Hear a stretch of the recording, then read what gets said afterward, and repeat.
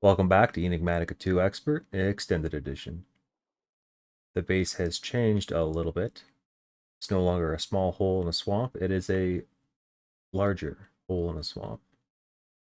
I did a lot of digging. You can maybe tell that water level is right at this top row of blocks here. So I excavated down, and here we are. And then I reflooded it. Drained and reflooded.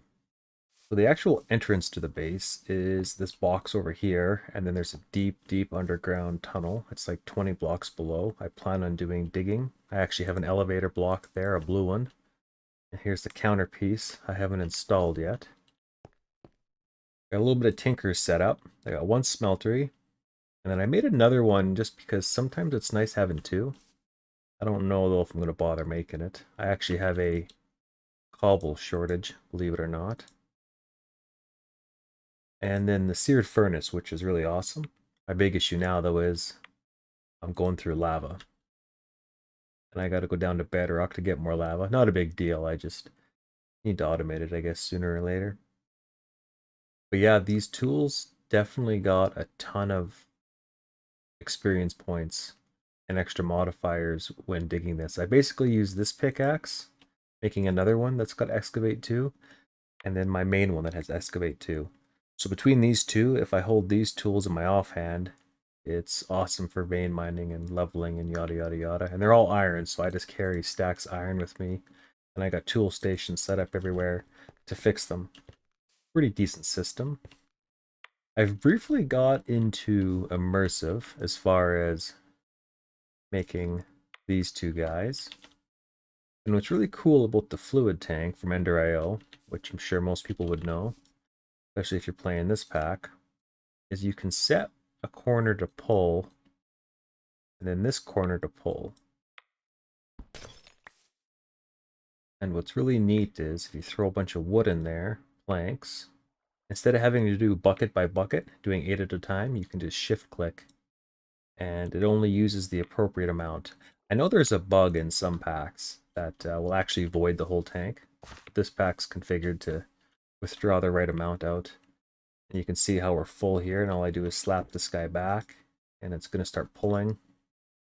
And then I think it prioritizes one side, and then when that side's done, it would go to this side, except... Oh no, that's not full yet. Oh yeah, so still priority on that side. But anyways, that's pretty slick early on. The next step here is I have to move all my storage. And if I hold shift, you'll see that you can't see anything, but everything's full. Everything's a mess, right? Gotta check behind me. And these guys. So I gotta move this setup because my water is right here. Used to be the tinker setup. Still got a bed down there, but this area's all gotta get moved. Oh my goodness. I wanted to talk about this because this was pretty cool. I never knew tinkers could do this, especially in 1.12, but I'm watching another YouTuber by the name of Tamat. I don't know if I'm pronouncing that right. I'm probably not, but it's like Tamat LT. He's the only other guy doing a E03 extended playthrough. And I saw this tip on his channel. I forget.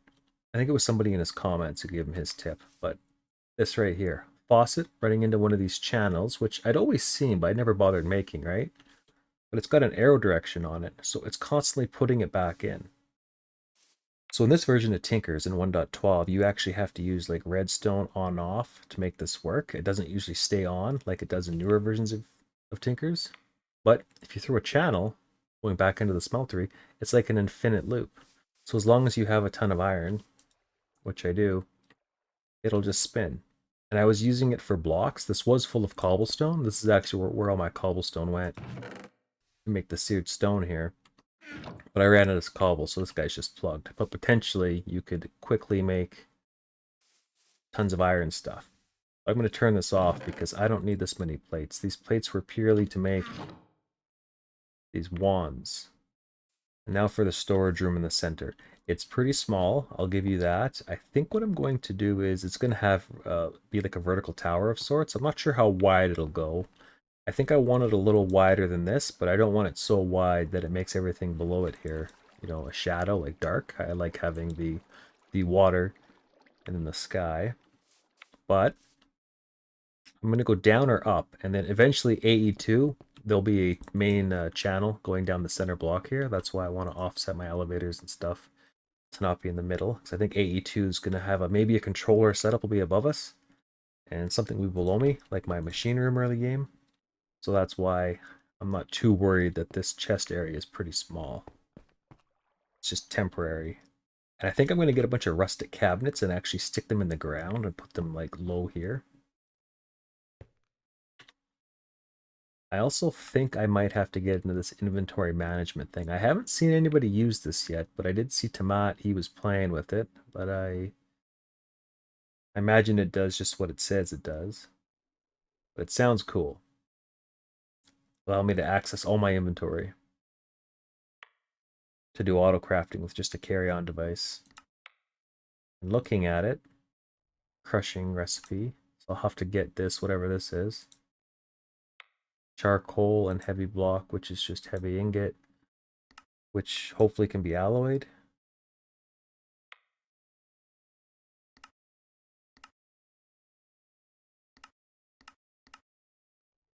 Aha, a heavy mix, of course. Crushed quartz, bitumen. So I gotta figure out, unless I can get B stuff. I don't know actually the best way to do this. I'll figure that part out later. For the crushing device, but for this thing, oh my goodness. I guess you could get an integrated dynamics. Some mineral resin. So this all looks pretty doable. I just gotta actually focus on doing modded and not just doing vanilla style building. Another thing I should mention is this dank mill here is an awesome lifesaver. Unfortunately, this tier could only hold 512 items. The next tier is a little more difficult. I think I can do this. Again, I just have to put my... maybe not. Maybe not. Alright, what was I going to say? Just for voiding stuff. There was too much mud, there was too much clay, and then, you know, your dirt, and then cobblestone, I ended up using up all of it, but it just voids it. If you pick up more than, 512 mud balls, the rest just get destroyed, which is great. And then I was getting attacked so often, I just put mob loot in here, so I wouldn't have to see this clutter in my inventory. It's almost worth maybe making 2 of these early game. I'm definitely thinking about having one for like drops and then one for blocks, but I'm not sure. Iron ingots poured into a hammerhead. And I didn't even have to make it. I just could have accepted the reward for no task. But crazy. Ooh, common loot. I've only got one loot case, I think, opened up so far, and it was kind of a dud. Liquid dirt. Look at that, a dud. Birch bookshelf. Yeah, that's kind of nice, actually. I wish it wasn't birch. And I'll just accept that. I don't know why I'm accepting the stuff. It's literally just more stuff to carry. This stuff's really cool. Early game, you run to the nether, you set it up, and you got lava. Speaking of lava, how expensive have they made the tank? I know in the regular E2E version, the OG, it was pricey. Interesting, so you gotta be into Thaumcraft. I wasn't expecting that, to be honest. This is kind of... I wish... I need this mending moss for something else, and I wish I understood better how to make it. Because this is far away, and I haven't even looked into fluids. Every time something needs fluids, I just kind of look away from it. If we have any keen observers, you'll see that this is not a chunk boundary. If I hit F9, that is a chunk boundary. I don't care about those. Not now, anyway. So there's a cool mod called Grid, and I only found it because I was stumbling through my configs looking for hotkeys to disable, and I said, hey, what's that? Show spawn blocks. I think I can tell I'm going to use it a lot. It's really cool. So right now, the key that I had set was L, and it's just showing, as the text says down there, light levels lower than 8. And then of course they'll go red if a mob can spawn there. If it was dark or something. If you hit F7, I'm not sure what overlay this is, but this one's also included. And this one definitely shows, yellow's a maybe, red is definitely. So this particular feature is not really that interesting. But there's other features. If you can type grid hide, so grid shows the command you're looking for right off the start. And it might look something like grid blocks when you first turn it on. I could spell blocks. So boom, boom, right? But what's cool is you could type in, okay, grid, give me 5. So how does this work? 1, 2, 3, 4, 5. I guess the idea is you place a block and you count 1, 2, 3, 4, 5. Which you got to be careful of, right? Because that's an even number. Actually, maybe I'll leave that there. If you type in grid lines, which is what I was using, see we're in the, which way is north? We're in the northwest, yeah, northwest corner of this little box here. And then 1, 2, 3, 4, 5. So we got a perfect little line showing 5 blocks. Now I'm sure there's a use case for this. I just haven't figured it out. And another thing is you might find that your grid moves on you. This is grid fix Y. And when you type that, it actually follows the player. So let's say you're doing a terraforming task where you're just lighting torches on a mountaintop and you're climbing and you're trying to stay organized. Oops. Our excavation's not on this pick. I'm trying to level up another pick so I'm not screwed if I lose one. Another really interesting one is, I guess, chunks. Now it's a little hard to see. I'm actually going to fix Y so it's not moving on me when I jump. But here's one of our chunks, and then there's one over there, right? If we hit F9 just for proof, we'll see that we are in the northwest corner of this chunk. That's where it will always draw. Or that's the corner it picks, rather, is the northwest corner, if that makes sense. So every single chunk, northwest corner, is where it's showing. But of course, grid, lines. I'll turn off this chunk boundary. F9. I find the lines easier to look at. That's kind of cool, right? If you're trying to build machines and all have them in the same chunk so nothing weird happens. That's not what I'm doing. I go over here now, and if I type in, let's say, grid, I think it was 9. Right? So I go here. This was my reference point, because I don't know what kind of base I'm going to build yet. Oh yeah, by the way, I'm building a base in the swamp. I don't know what kind of base I'm going to build yet, but I'm imagining some kind of retaining wall square. I guess this is an easier way to visualize what I'm trying to say. And it might not be a perfect square. It might have weird parts that jut out this way, but for now, I'm going to just try to make a box. And my base hole to get downstairs is like right here somewhere. So it's semi in the middle. I'm not trying too hard to be symmetrical, right? But I typed in grid 9, so that's fine. But now if I type in grid here, it actually aligns it on the player. Again, I've tried to pick the northwest corner, because if I go back to grid blocks, there it is. So I'm trying to call this my origin, and I'm building off of it this way and this way. So now it's kind of cool. Go back to grid lines, and we spell it right. And we go grid fix Y. If we go down below, and again, I'm not sure how this is going to look. Oof, that's weird.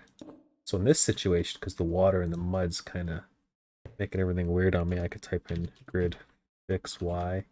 It's locked, which is a lot nicer to see, right?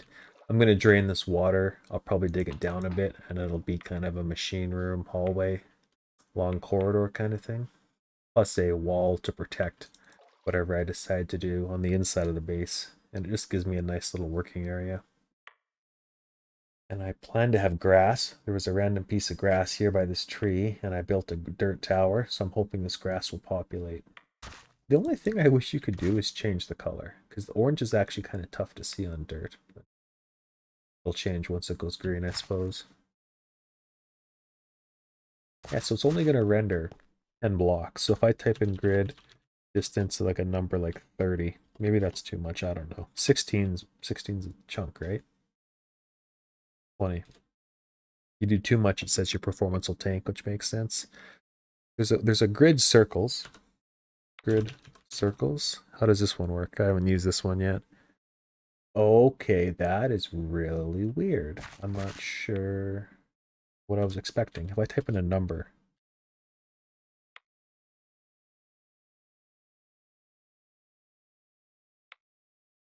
I think it ignores my number. So if we type in, let's say, grid 3. Aha, okay. So grid circles is like grid lines or blocks. It's a different way to see it. There must be 3 different visualizations.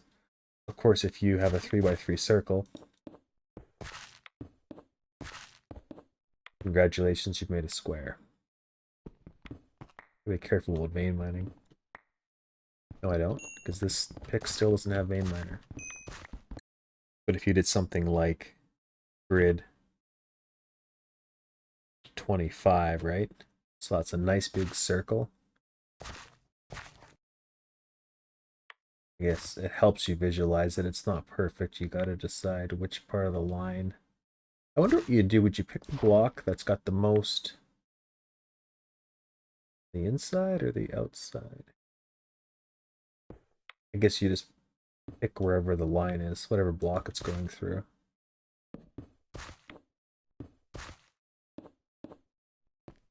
Yeah, maybe. I don't know. Okay, let's stop using the wrong pick. There we go. And then probably the same thing, right? You could center this circle. Probably the same thing. You could probably center the circle here.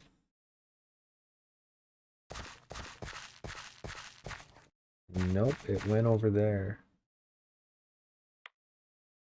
Okay. Sometimes these commands you have to like hit them once and hit them again. It's like an on-off kind of thing. So if I hit this L command now to show spawns, I think you can actually type grid spawns. Yeah, okay. Maybe they don't go red. I thought they did. So I'm actually learning here too. If we type in grid 3 and then 5, it looks like it can draw rectangles. Probably should go back to lines though. Uh-oh.